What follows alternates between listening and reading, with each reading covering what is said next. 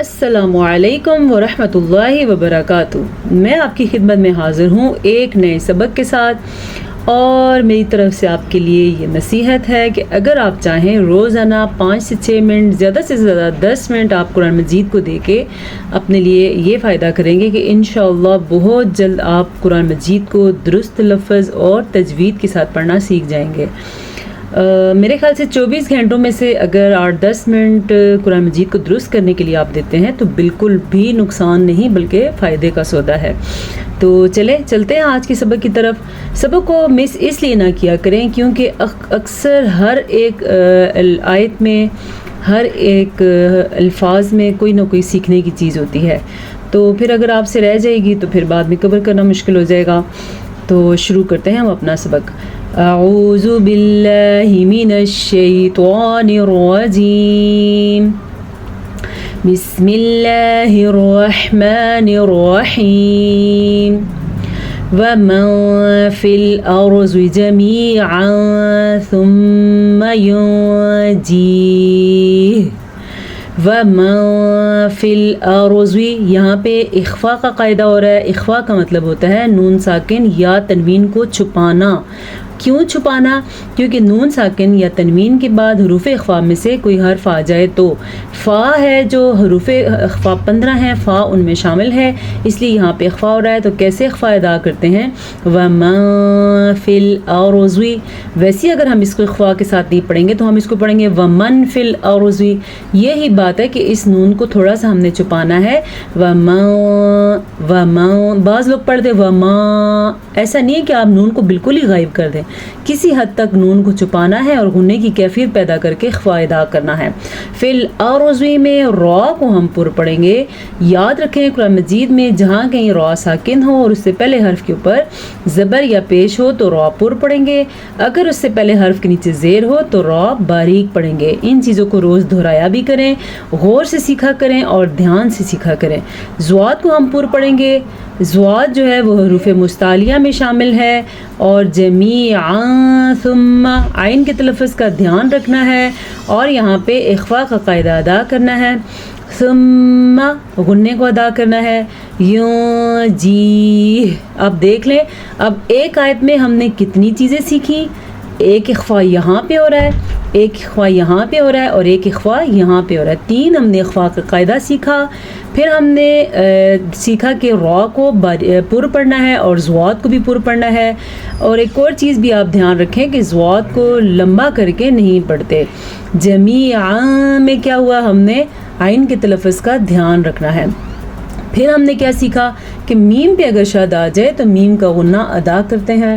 کیسے ادا کریں گے؟ ثم، اچھا، پھر یہاں پہ ہم نے سیکھا یوں جی، یہاں پہ یا مدہ ہے۔ اب آپ خود دیکھ لیں ایک آیت میں کتنی زیادہ چیزیں سیکھنے کے لیے، اور یہ کوئی انوکھا قرآن نہیں ہے، یہ تجوید کے ساتھ قرآن ہے اور یہ درست قرآن ہے۔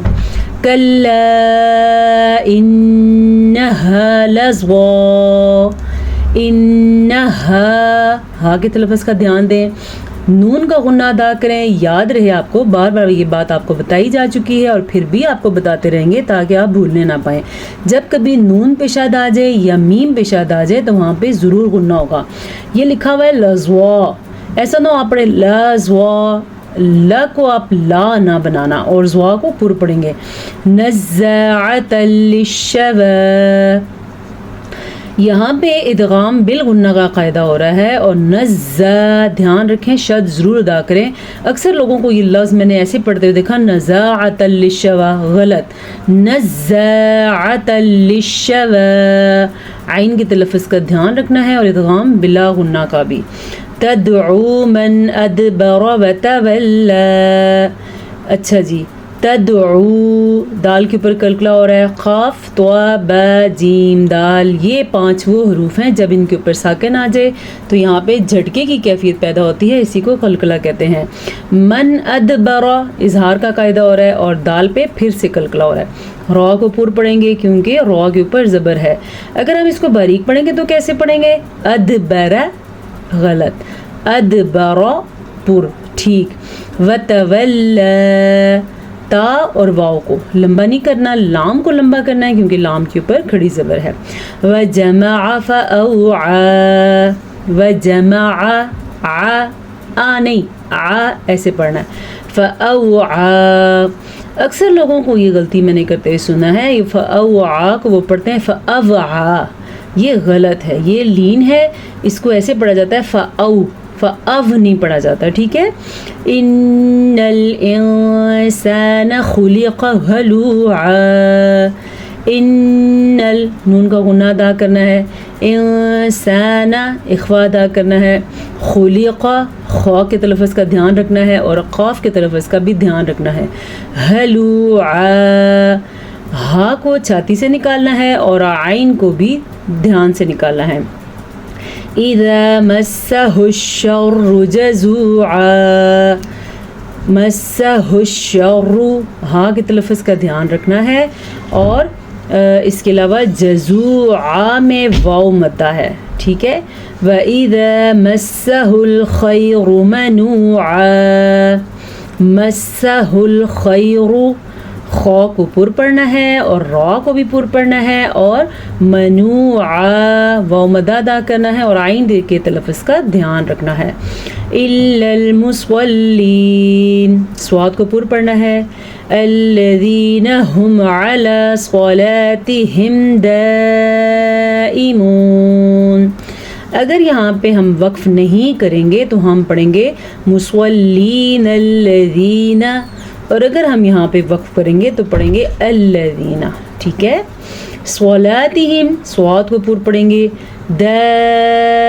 دائمون، اس مد کو 5 حرکات عربیہ کے برابر لمبا کریں گے یا 5 کھڑی زبر کے برابر لمبا کریں گے اور ایک ہی الف خود کا آ گیا تو یہ 6 کے برابر لمبا ہو جائے گا.